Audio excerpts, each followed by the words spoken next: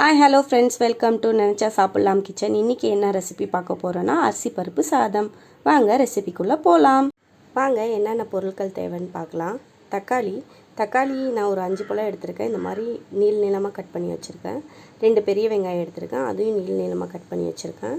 வீட்டிலே அரைச்ச குழம்பு பொடி, மஞ்சத்தூள், காஞ்ச மிளகா, பச்சை மிளகாவை இப்படி 2ஆக கீறி வச்சுருக்கிறேன்.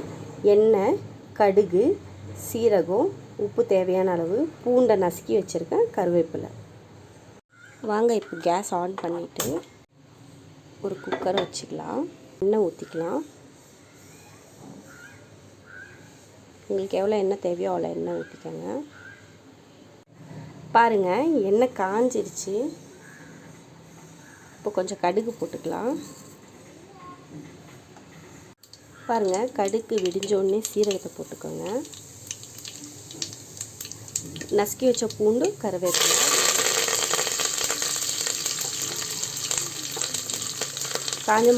பாருங்கள், பூண்டு கொஞ்சமாக வெந்து வந்தோடனே கட் பண்ணியிருக்க வெங்காயத்தை போட்டுக்கோங்க.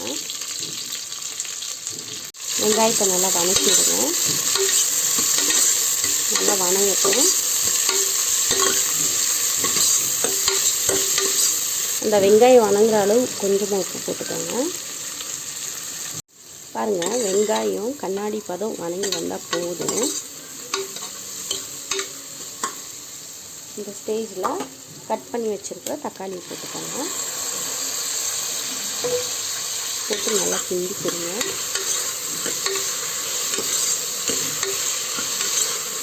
தக்காளி நல்லா மசிஞ்சு வேகணும்.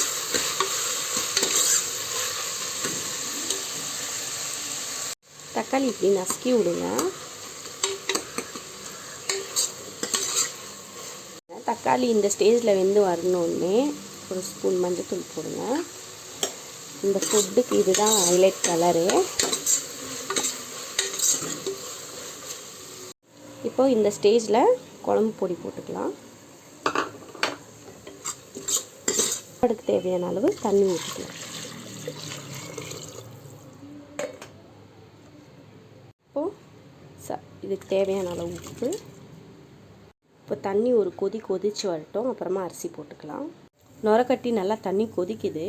இந்த ஸ்டேஜில் ஆல்ரெடி நான் வாஷ் பண்ணி வச்சுருக்கேன் அரிசியை. 1/2 கிலோ அரிசி, 100 கிராம் துவரம்பருப்பு எடுத்திருக்கேன். இப்போ அதை போட்டுக்கலாம். இப்போது அரிசி போட்டு நல்லா கலக்கி கொடுத்து குக்கரை மூடி வச்சுருங்க. இது ஒரு 4 விசில் வரட்டும். அப்போ தான் நஞ்சு வெந்து வந்தால் தான் இந்த சாப்பாடு நல்லாயிருக்கும் சாப்பிட்றதுக்கு.